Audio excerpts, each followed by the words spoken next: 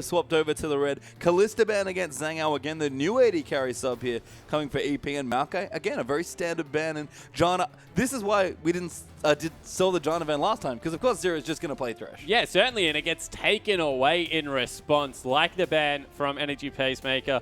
Need to make sure that they have some control over that lane swap if that's what they're going to run, and getting rid of the Thresh is the first step towards that. Yeah, and a good step there as well. Zero does have a very deep champion pool. His Nami's great as well. We've seen him even play the Aurelia. Zero just such a talented, mechanically gifted player. But Royal, 10 seconds left for another ban. Do they want to ban Sedge on the blue side, or are they happy to first pick it here? Yeah, I think that they're still happy to first pick it. It was so strong, and getting rid of Rek'Sai is, of course, one of Drizzle's better champions, and we've had questions about Drizzle's champion pool all season long, and Nunu didn't really do much last game. I mean, yeah, he's played a lot of Lee Sin. That's been the big one here, but we actually had Captain 57 when he returned yesterday to play in the lineup. He was a Sejuani player. We haven't even seen Energy Pacemaker play it, so I wonder if it does go through. Maybe Royal just say, okay, are you going to pick it?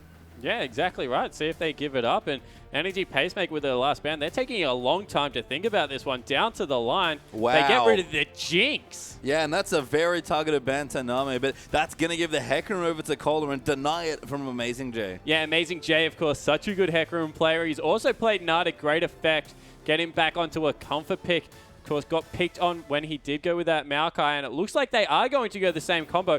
Insta-lock pretty much from Drizzle. I mean, you pretty much have to take it here. It's so strong. We already have seen both Nara and Sejuani do strong things, and together they just seem so excellent. I mean, the matchup's interesting to me as we do see those picks locked in spawn. What do you think of Hecarim versus Nara? I think that Hecarim just is able to get through a lot of the damage after about level 7. In a lane swap, Nara going to do a lot better, but Hecarim, he just grabs those boots too, gallops around the map, able to get back to lane extremely quickly, and it's so hard to make harass stick on a Hecarim that really does get free lanes wherever he goes. And giving Hecarim a free lane, a very scary thing. He's such a big threat. If he can get his items coming through, get his Trinity Force, and get tanky, and just start taking over games. Royal taking their time with his next few picks. Again, seem to be having some fun with Amazing J, hovering the Garen. But we forgot to mention that LeBlanc was banned in the last game, and Royal, they're going to get it here. Supportless probably for Zero, and the LeBlanc coming through for Korn. Yeah, of course. Nautilus is okay in the jungle now with the changes that went through onto his E, able to clear a lot better, but is very mana-gated. You would have to think on this patch, but giving Korn that LeBlanc is so dangerous. We've seen time and time again how well he performs on it. Yeah, maybe not the assassin meta still, but LeBlanc in her own right, as soon as she gets some cooldown reduction, does great persistent damage. Yeah, it's interesting to see how good LeBlanc is on this patch. We've seen, Charles getting buffed, lots of people going away from the assassins, but LeBlanc's been one of the more consistent bans and picks.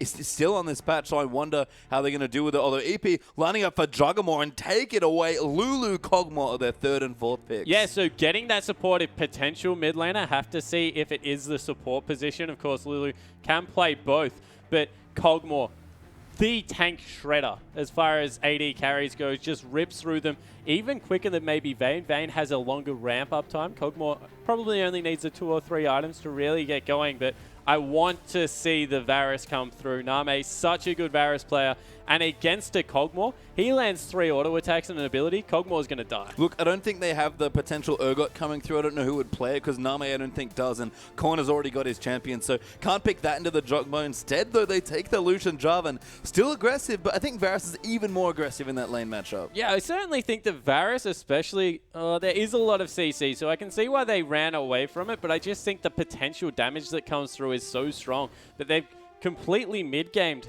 here, Starhorn Royal Club, just gone all in on their win condition, which is probably a pre-30-minute win right now. If the game goes any later, Energy Pacemaker with their tanky lineup and that Kog'Maw and the 2 supports going to be pumping out some damage. Yeah, they've got some dumb scaling and even got the Nami Kog'Maw lane as well. I guess Blank didn't feel comfortable running the Nautilus flex into the jungle because Zero could have taken away the Nami if he wanted to. This is always the thing that amuses me, I guess, about Juggermore is whenever Lulu's not banned, you just can't do anything in drafts. Once you realize that they're going to pick it, it's just too late. Yeah, it certainly is. And I think that what you hit on the fact that Nautilus in the jungle probably wasn't a comfort pick, Blank had to go back to that Jarvan.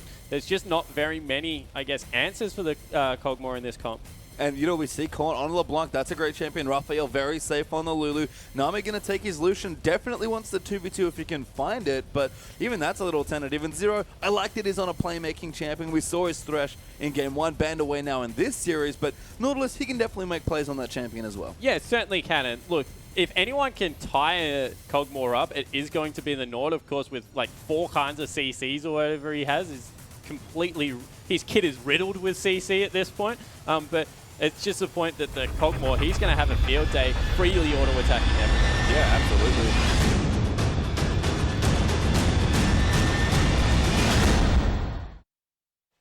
And no, we are not quite into the game yet, but as we're talking about there, Juggernaut for EP, something very different for them. Yeah, it certainly is. And look, it's not a full-blown Juggernaut. There is, of course, the 2 tanks, but they will provide their own kind of peel. They're not going to augment the damage, but really keep people in target and get rid of some threats. So I do like what they've run here. It is kind of a quasi-protect the AD carry comp, and that's a lot of pressure on Zhang Ao, the new AD carry coming through for Energy Pacemaker. Going against Name especially, that's going to be a tough enough task, but with a lot of the win conditions on your back, he needs to do some heavy lifting. Yeah, we are into Game 2, of course. Royal won the first game very quickly, so Energy Pacemaker going to try and answer with a much slower game. And again, Royal had some scaling last game, going to play very accelerated here in this game if they play to a win. And Energy Pacemaker, all they really have to do is hold on for 30 minutes. Yeah, exactly right. They just need to get to 2.5, 3 items on Kog'Maw, and then be able to deal handedly with everyone in the Starhorn Royal Club lineup. You feel that is the win condition. It's like there is a time bomb in the middle of the map, and if they can just get away from it for long enough, their comp will level up. Yeah, and EP's comp kind of feels like the natural evolution of Juggernaut in this patch. It's not Morgana top, you know, for an extra support, but it's a fairly supportive jungle. You've got some teamfight protection with a good front line, I suppose, coming from the top in the jungle, and then the support you always want for your Kog'Maw, the Nami for your lane especially, and the Lulu just for added protection. Yeah, exactly right. And Nami just does so well in the Kog'Maw lane because of the sustain and the auto attack augmentation that comes through that she's, yeah, the exact answer that you need coming through. Lulu, of course, with the Whimsy, I guess is the important spell coming through there, being able to give the speed up and get Kog'Maw in the front line. I do like what they're doing with the composition. I think that it is a little risky, though, because if they don't lay their CC just right, Hecarim, as well as LeBlanc diving in there, will do some work if they aren't to that 30-minute mark. Yeah, Royal are not wanting for engage in this comp, that's for sure. Plenty of dive with the Jarvan, Hecarim, LeBlanc, and the Nautilus to tie them up as well. But we are going to break into standard lanes. Cola will actually TP, I think. Yes, he did take a camp there. You can see Cloth Armor plus an extra pot and some Crystalline Flask going on. So level 2 already, but Nami has to punish this lane. That's his big test. Can he be a lane bully again? Yeah, exactly right. Needs to be able to getting up there, and the early level 2 hasn't done much to help him, although now he's got it in response, and maybe even the early gank coming through here from Blank. Lane is pushing, so it's going to be hard, but he's still going for it. Yeah, I like this pressure a lot. Zero lining up the hook, just misses, and that's going to force the flash. Blank doesn't overcommit, just gets a summoner and gets out. Yeah, and that's the important thing here. Now, they've got another couple of minutes to be able to revisit that lane. It also puts a lot of pressure on Drizzle to get into that bottom lane and relieve some pressure. Give Kohler a little bit more time to just walk around. Great Dirge lane there onto Zanga. Now the damage coming in. Zero getting very aggressive, and Name will turn around. Have to be careful in these trades, but that one went in favor of Royal Club. Yeah, it certainly didn't. The whole lane now going in favor of Royal Club. They're pushing up so aggressively, making sure that the jungle has to come into this bottom lane and freeing up their assassin and big carry top laner to get some work done. And this is honestly, I think, more of what we expected from Royal's bottom lane. Everyone remembers Nami as this great late game player who, you know, just fought for days on EDG last year. And that's true, he's still that player, but once upon a time, he was very aggressive, and Zero is the kind of support you can be aggressive with. Yeah, exactly right. And Zero, he just seems like such a balanced support. When he played with Uzi, we complimented how good he was at peeling. But now that he's playing with Name, we're seeing a little bit more of that engage coming in. Name very self-sufficient, as we see even more harass in this bottom lane. Yeah, Shu Low actually getting ignited, forced to get out. Zhangao going to get snared up there by the passive of Nautilus, so we'll have to get away. Nami took a little too much damage, but that might force Shu back out of lane. Yeah, but that's both flashes down. The exhaust as well as the heal still available, so no real kill threat coming through, but you throw a Jarvan in there who, as we speak, heading back down river. This is a very precarious situation. Yeah, smart stuff by Blank. Zero's going to line it up. Flash there for the snare. Knockup going to come through. Another snare coming through. And Name going to try and collect the kill, but Blank will get first blood. Yeah, so first blood for the jungler. Might turn into a dragon, although it looks like it won't, as Drizzle tries to pick up anything he can. It will be the dragon, so a lot of early aggression coming through from Royal Club again. We said that they needed to get on their bike and get going early, and it looks like they're doing just that. Yeah, unfortunately, backing away, maybe felt they're a little too low for that dragon, but not going to take it. Name actually just going to push in and try and deny Cog some more CS. In the mid lane, though, Korn doing just fine. This is expected to be a split lane, and Korn, his real question in the early game is how much roaming can he afford to do? Yeah, exactly right. Needs to get into the top lane, you feel, because bottom lane firmly in their control. Try and pick on this pushing Nah, who had the early lane because he was able to push in with Cola doing the camp. But Cola, he's been able to sustain through a lot with that Crystalline Flask. As soon as he goes grab those boots too, auto attack's not going to do much against this Hecker. Yeah, and that early camp plus the cloth armor helping out lovely as well. I mean, we've seen this so much, but all the level 2 top lane shenanigans just get you so far ahead. Yeah, they certainly do, and now we see 3 members strong coming in. Oh, going in now into Raphael. Chang Wu Lang going to try and line it up. Beautiful CC layering there, and Blank gets another kill. Yeah, Blank the beneficiary of Zero being on point with all of Nautilus's CC. Just making sure that his jungle is facilitated around the whole map, and you could see that Energy Pacemaker, they were rotating the Sejuani around, but just wasn't there in time. Yeah, and I mean, Drizzle playing from behind in both games, you have to think, couldn't get on the front foot on the Nunu, now playing from behind on Sejuani. I mean, getting some farm, is able to apply some pressure, but it's incomparable. Zhangao gets hooked again. Name going to move back in. Gets bubbled though. Beautiful play from Shu. That might be the killer. Zero will get the kill there onto Kog'Maw. Going to lock up the Nami there as well, but no follow-up kill. Blank even in the area just in case. Yeah, and I think that's why they didn't go for the Dredgeland. Amazing. Now Blank going to follow in, but Sejuani is here this time, and they'll finally back away. Yeah, and this is what they're trying to do with Name. They're getting him early advantages and sending back to shop so he can actually translate it into a meaningful advantage in lane. If he had grabbed the dragon last time around, wouldn't have had the time to go back and pick up the pickaxe, which led to the second kill. Yeah, and you can see getting ahead, not massively far ahead on CS, but starting to win more and more in advantages.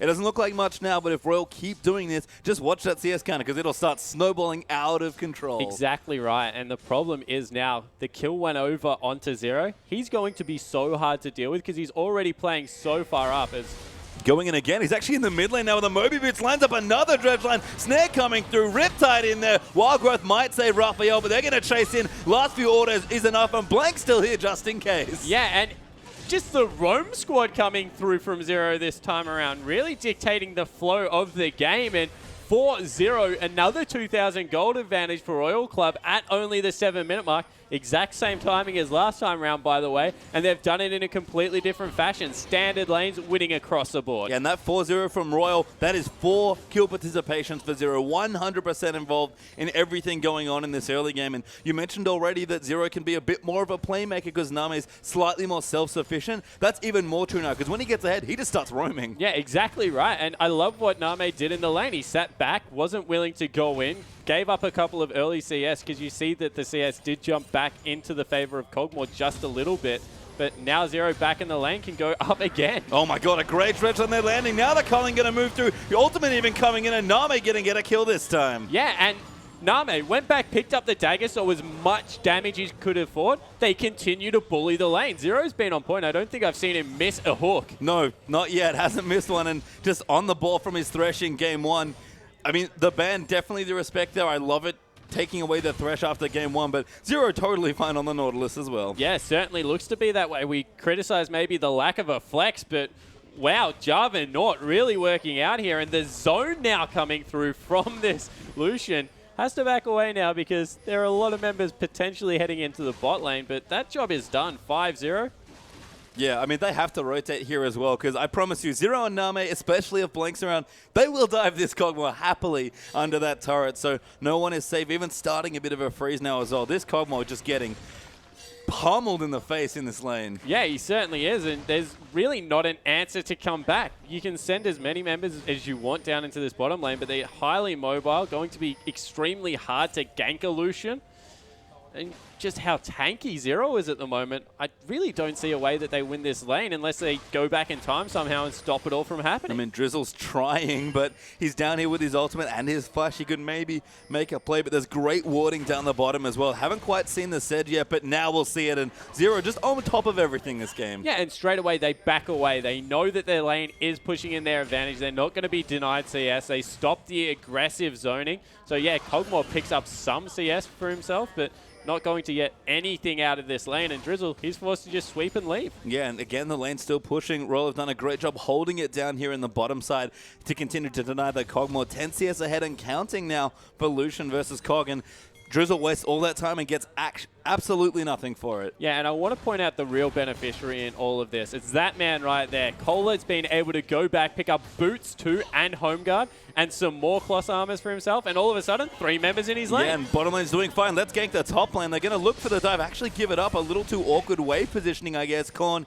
little bit of harass there onto Amazing J. Takes about 40% of his health down, and EP as a result will start the Dragon. Yeah, so they're going to start the Dragon up, but I don't think Drizzle does it very quickly right now, and no one can rotate to give it away because of how much stronger the bottom lane is. So it's going to take a long time, and they really are relying on Royal Club of not sending anyone to check that. Looks like they will be able to pick it up, but still even a risky move. Yeah, I mean, a nice play from EP if they do get the Dragon. I mean, it feels a little desperate almost in a way, but you have to at this point. Everything's just gone horribly wrong in the early stages of this game. I guess Raphael doing okay, but not able to keep up in CS that well. I mean, they both have blue buff, but it's Korn. That was our question. Can he leave the lane? And he's already started to roam. Yeah, he's just been consistently pushing it out, and we saw that Dragon took about a minute, but it was secured in the end, so that's a fantastic Dragon against the Tide there for Energy Pacemaker. Timing will be available for Royal Club because I would see the people in the lane pick up that buff.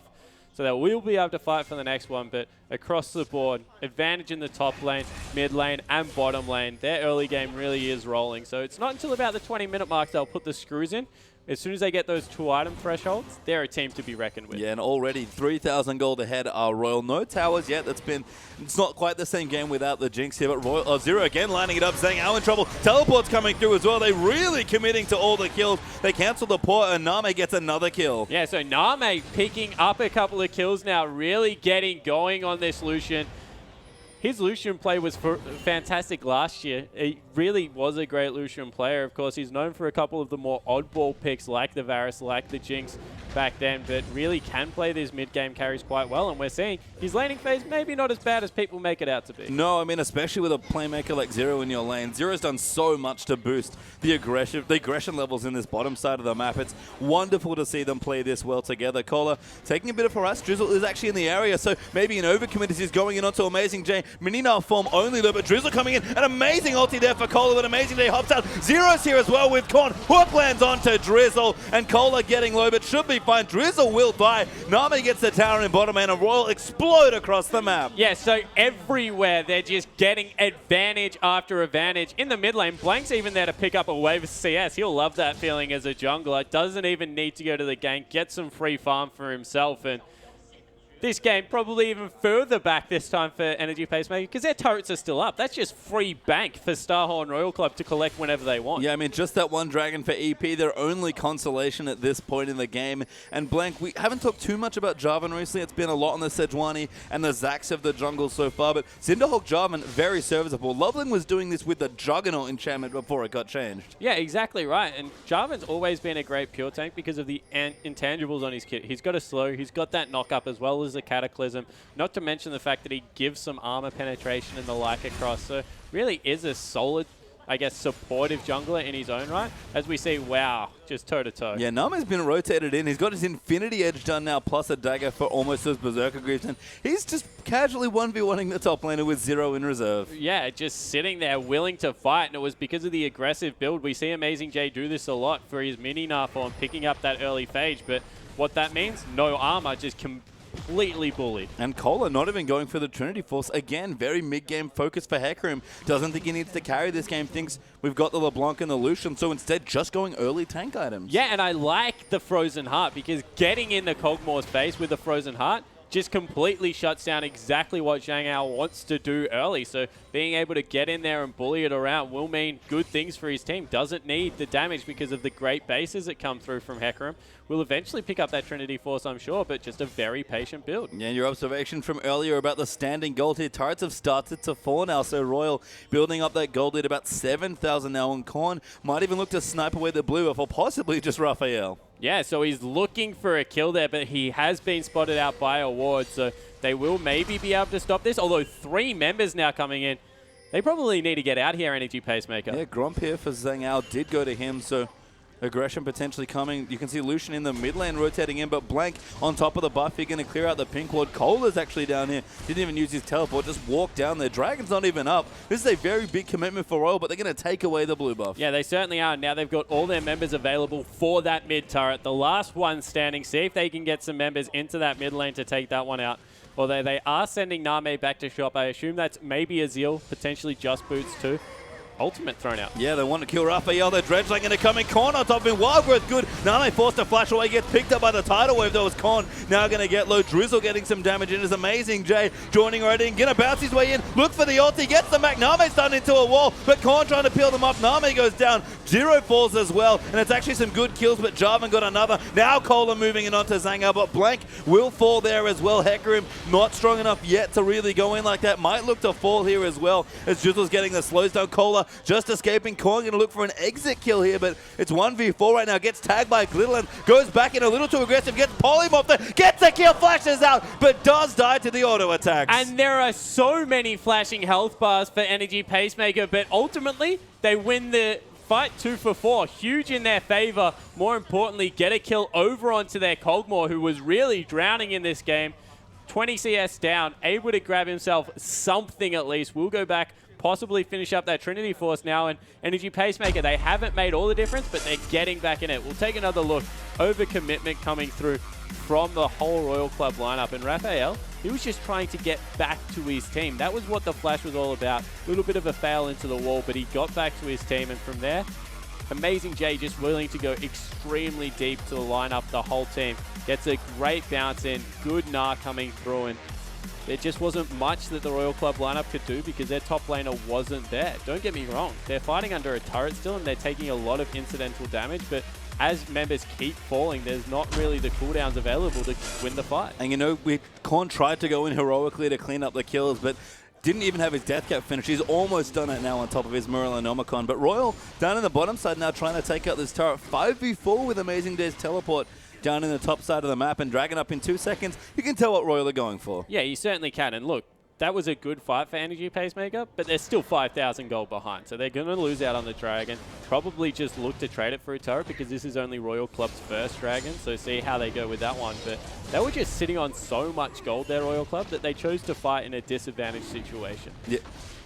So a bit awkward. You never want to fight without your gold being spent, but Dragon will go down there the first for Royal. Tower does fall. Kohler actually went back and tried to home guard back into the area to clean it up, but couldn't quite complete it. And we can see item timing's coming through now for Royal, but still a little bit of gold away from really ramping up. Yeah, they certainly are. And look, we said about 20 minutes, so they've still got that 2 minutes to go before they really do have those huge 2 items. Of course, Hecarim, just such a luxury item build. He's not going to have that for quite some time if he goes Trinity Force next. But it's all about being able to get that static shift, grabbing the death cap on the middle of Blanc, and then they'll just look to roam and pick up kill after kill with Zero. Yeah, we'll see how they do shake it out here. We've got items coming through. Even Zero actually going for a Randuin's, I think, there as well. So, I mean, it makes sense. He's been involved in a lot of kills. He's got lots of extra gold for his support. So, he went the Luxury Guardian Angel last game. Going to be going for a Randuin's this game instead, as we can see Royal trying to look. I mean, again, to have the double sight stones, they have to get some aggressive vision down. Already some good blue wards scattered through. So, 20 minutes is approaching. Just get those item spikes and start really pushing back into EP. And you can see that's exactly what they're looking for. Both carries have skipped Boots too, just to get their 2 item spikes, being able to get in there with that death cap. Now with the static shift, Name and Korn are just so ridiculously strong compared to their counterparts. and they're just going to look to force the pace. The split push has started. No one can go near that LeBlanc. With the death cap finished up, we'll probably one-shot even the tank. Yeah, and he said 30 minutes was the time where Royal kind of had to win the game in to prevent the scaling from coming through. I think that's still true in this game, so we're about to hit the 20-minute mark. The 2 item spikes have come through for Royal. It's going to be a very turbulent 10 minutes for EP. We'll see if they can hold on. Yeah, certainly. And the thing about Energy Pacemaker, it's not like they can just walk off the map and defend the bare minimum turrets, because they still do need to get the farm onto Cogmore. But if they just continue to slowly bleed objectives and pick up farm for the Cogmore, get him towards that 2.5 item mark by the 30-minute mark, he's still going to be an extremely strong hyper carry. It's all about the levels on the Nami and the Lulu being able to get them up to max rank. So if they can continue to get experience around the map, sure, they're still in with a chance, but Royal Club, they're in the driver's seat. Yeah, and looking to really apply more pressure as well. Name just split pushing by himself. We had Korn down the bottom, like you've already noted, doing the same thing. They're Culling actually going to push the wave in. Royal, they want some turrets. Yeah, they certainly are just looking to continue to push the map up, get as much farm onto their carries as possible, rotate around and try and catch people in transition. They've done it here. They'll get a little bit of damage. Yeah, they'll get enough damage, actually. Wow. Tower prepped earlier, I guess, by Korn helping out, and Name gets the turret. And Blue Buff just respawns. Perfect position to be able to pick that one up. Mid lane, they've lost a whole wave of experience to that turret. So Royal Club, they understand exactly what their win conditions are. They're forcing Energy Pacemaker around the map, and they can't pick up the resources they need. Yeah, and especially on the right-hand side of the map, beautiful wards placed all around there. 3 nice green wards, a pink ward on top of the blue buff as well. Just great vision control. And this is what's been missing from a lot of Royals games. I mean, they haven't actually had that many leads, so it kind of makes sense. But this is the first time we've really seen them, you get a lead and then start to snowball it super effectively. Yeah, exactly right. And they're doing it with a mid-game composition. We've all never doubted like Insect Zero Name's ability to play late game compositions. They have late game written all over them, especially through, I guess, decision making, although Insect this season has been a little questionable at times, but it really is, can they play this accelerated pace of League of Legends that we've seen be so successful from the likes of EDG? And this game, at least, it looks like they've made some inroads to that. Yeah, and look, Blank, not the same jungler as Insect, definitely, the sub-jungler coming in, but really just had a role-playing job to do here. Get your Sightstone, be a utility jungler, and in 2 games now, on the Sejuani and now the more support-focused Jarvan, done an admirable job just being tanky, being the front line, putting down the wards, and making sure your team's got all the resources they need. Yeah, and maybe it is a shot-calling thing, because we saw that he was willing to camp the bottom lane. He was just getting into the bottom lane over and over again, and he set this game up to snowball. Sure, the carries have taken over now, but he was probably responsible. He blew the flash first and then paid a return visit. Really has done a fantastic job of getting the bottom lane ahead. Yeah, and Korn been very self-sufficient so far. Level 13 actually with a blue buff on LeBlanc. So very scary, continuing to split push down the bottom. And again, be in lanes where you can threaten this Cogmore, because Zhang still struggling to find farm. Yeah, he certainly is, and that's a big thing. We said if they can find farm up until the 30-minute mark, it doesn't look like they can, because they're being forced off everything. Yeah, Kohler again, trading a little bit unfavorably. The hyper pretty good, but Frozen Heart just fine in this matchup. Amazing J actually going to go aggressive. Randuin's getting popped there as well. He wants to, but Kohler ulties himself out. Amazing J doesn't quite land the last slow, but good harass there in the top lane. Yeah, so you see at least one lane still going in Energy Pacemaker's favor. I think in a team fight, though, Kohler probably is going to be a little bit more valuable, just because he can dive onto that Cogmore and get the Frozen Heart aura across. Whereas Amazing J right now, if he doesn't get a great Gnar into a Sejuani ultimate, will just be ripped apart by that LeBlanc, because they're not going to use any of the support abilities on the Gnar this time around. They're all for the Cogmore, so have to see how that one works out, but at least able to pick up farm on one of their lanes. And looks like Dragon back up in 40 seconds, so both teams wanting to set some vision up for it. Korn is still on the bottom, so actually hanging out in that brush, I believe, hoping someone walks down and pushing the waves in.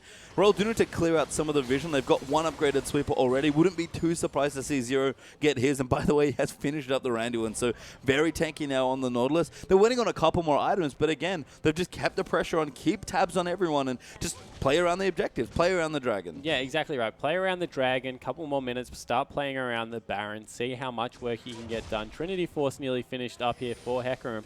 Probably a little bit quicker than I expected to see. He might have it by the 30-minute mark when they really are going. Void Staff and Last Whisper will be picked up very soon for Name and Korn respectively. So they're in a fantastic position to fight still. But Energy Pacemaker, they can probably still afford to let objectives go. Yeah, it's not too bad. Cola does have his teleport, but Amazing Day already down. There's the Mega now being triggered, so we're all going to back off for a second. That might actually give EP enough space just go in on top of the Dragon, but Cola's porting in. Korn wants to go in as well. Good harass coming through, but Cola just so fast with the home guard boots. Doesn't find the flank. EP do back away, and we'll reset for the Dragon. Yeah, so they're pinging out the mid lane. They want to send Name there to cut off the wave, push it back in, because they understand at this moment in time, farm is all important for the Kog'Maw. So if they get that mid wave pushing, they've actually beat them to the punch. They'll get mid-turret. Yeah, very nice push here coming through. They might even get the Dragon as they swing back around Nami, doing good damage. Cola on top of it. Don't quite get it, but deal excellent damage to it. Back away now, looping in towards the Dragon. And it's all that aggressive vision. EP have to always take the long way back around. Yeah, exactly right. And now they can force Energy Pacemaker to come to them through their line of vision in a single file, which against a Nautilus is just suicide. So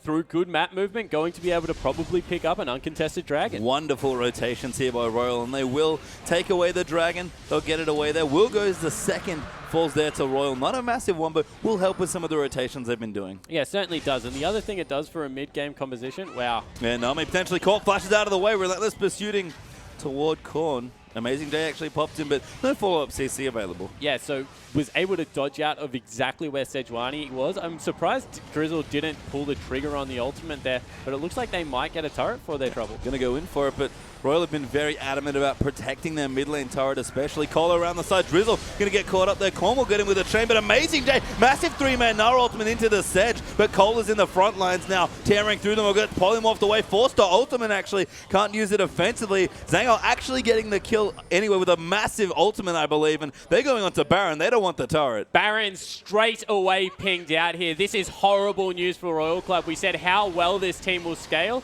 If they're not as 5, there's no way they can fight Energy Pacemaker, and they've started off. They will tear through this. Korn very low on health, training in towards the Baron. Nami, decent help, but not a whole lot of mana. They are going to try and protect it. Zero is here, but doesn't have an ulti. Korn, you can see waiting. Drizzle actually might get tied up here, but Korn knows he has to dive in. There's no vision. He's going to go in blind. Tags him with an E. They're looking in. The Baron getting low. Korn's going to flash. He wants to steal. He does get it away. Zhangao gets the kill, but Baron goes to Royal. And that is just such good news. Underestimating the burst damage that comes through from the LeBlanc. Sure, she dies, but mission success.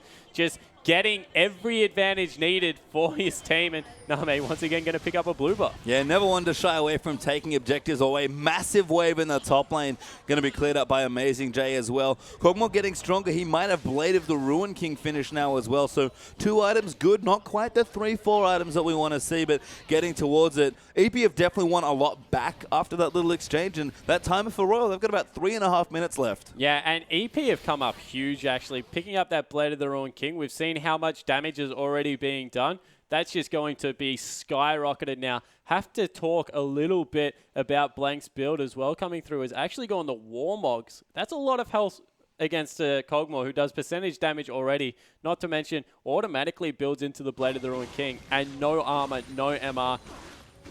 If I'm honest, hate the pickup. Fair enough. I mean, it's funny as well, because maybe he's like, well, we already have a friend who was in a Frozen Heart. I don't need it. But, I don't know, buy Thornmail, dive some turrets. Like, there are definitely options there. I think I have to agree. Yeah, definitely. And even maybe a little bit of magic resist, something like a Locket coming through. You can't underestimate how much damage is going to come out of the Lulu and out of the Kog'Maw W. Yeah, I mean, Kog'Maw does a lot of mixed damage. It's not quite Corki levels, but it's plenty of damage coming through. But, well, at least Jarvan will, if he wants to dive, have the health pool to do so. It's a very aggressive mid-game focused pickup, because Royals still know they're on a timer this game, and that EP have bought themselves a lot of time recently. Tower does go down, though. It was prepared earlier. Yeah, it certainly wasn't. Able to get in there nice and aggressive. Now rotate into the top lane. Try and pick out the last outer. And their map movements have been great. They just haven't picked a lot of good fights here, Royal Club. And that's strange to say of a team that has a 7,000 gold advantage. Yeah, I mean, now we're all going to rotate in. Blank with that Warmog's able to tank up very nicely. And they do have a good front line. That's one thing we can say about Royal, but that puts even more pressure on Korn and Name to carry on the LeBlanc and the Lucian. So they're looking good so far. Name's actually jumped pretty significantly far ahead in terms of items, because he's got the last Whisper done and a spare BF sword there as well. And I love this pickup. He's actually got Merc Treads. Yeah, so he's gone the Merc Treads. agree because of how he's going to weave in spells, and that's kind of his defensive item. If he can survive the initial CC, he's confident in his positioning ability to be able to get away from the two big tanks. Not really going to be able to threaten him that much. So, yeah, definitely think that it's a worthwhile build. Haven't seen the QSS come out, which against a Sejuani as well as a Nah probably is a good pickup, especially because Zero didn't go the Mikhails this time around, did go for a very selfish build. So a lot is on Korn as well as Name to not get caught in the initial CC and be able to put out persistent threats. Yeah, I think selfish is a very good way to describe what Zero's been doing in the last few games. We all remember the GA from game 1, and now he's got a Randuin. I mean, again, trying to be an additional tank, it's fine, especially given that they're snowballing. And I think you hit it with the QSS. That's probably not a Bloodthirster. That's likely a Mercurial Scimitar. Yeah, but then you think that maybe he needs some lifesteal in his build as well, because there's some incidental damage that will come through and needs to keep himself topped up. I honestly don't know where he goes with the build after that, although this is something Name does all the time. He picks up as much gold-efficient items as he can. If he has 1550 gold, he's going to go back and buy it. Yeah, Name and Uzi actually have that trait about them as AD carriers. They always want to just be as strong as possible at any given moment. So things looking good, but that 30 minutes pretty much here now. The next Dragon coming through. We look down at Kog'Maw. 2.5 items. Okay, not 3 items, so maybe not where he wants to be yet, but lots of strength here for Energy Pacemaker. Royal may have lost just a few precious minutes in the last exchange. Yeah, they certainly have, but good hook coming through. Yeah, Drizzle very tanky though at this stage, although he's getting culled now by Nami. Great ulti they're going to land in on top of it. Cola trying to make it happen. Massive Hecarim flank, and the ulti goes in, and Royal have taken over the fight. Amazing J going to get chased down. He's the last one left alive for EP. They might not catch him. They are going to try though. Massive there is a good ulti, might keep him safe. Still too much CC coming in. The last kill goes to Nautilus, and that's a clean ace. Yeah, clean ace coming through. We said that maybe the clock had run out, but Zero with a great catch onto one of those tanky members that we were talking about, getting them off the map before the fight even started. No layering of CC might mean the game, although death time is still very short. Yeah, have to back away. Can't even do some damage. No, never mind. Another surrenders come through. EP don't want to play out the rest of that game. A little premature. But, I mean, another strong performance by Royal. Yeah, great performance by Royal, but Energy Pacemaker, you have the scaling comp in that. Surrendering with only one inhibitor down, maybe questionable, but all in all, the game's over, and Royal Club, they pick up the 2-0. Yeah, and that's exactly what they needed. Would have been a disappointing 1-1 for either of these teams. And Royal, they get the 3 points they need. That pops them into playoff contention briefly, tied with Master 3 now for points. But M3 have some games to play today too. Yeah, they certainly do, and really looking forward to see how that goes. Touching a little bit more on Royal Club, I think that what we've learned out of this is backs against the wall, veteran lineup can still come through. Name Horn going completely nuts today, throwing the fact that Zero had a great day as well. That's exactly what Royal Club needed. I mean, before we move away, look, the top lane flank there on the Hecarim, he only had one ulti, but he only needed one good one. That was amazing. Yeah, it certainly was, and the fact that he kept his lane exactly where it was, held Amazing J down, who is that carry top laner for Energy Pacemaker, went a long way, but really was the bottom half of the map that just did it for me today. They were very stellar. Yeah, and finally a fantastic performance for Royal, really taking over the series and getting the much-needed 3 points, but don't go too far after the break. We'll return with more LPL action.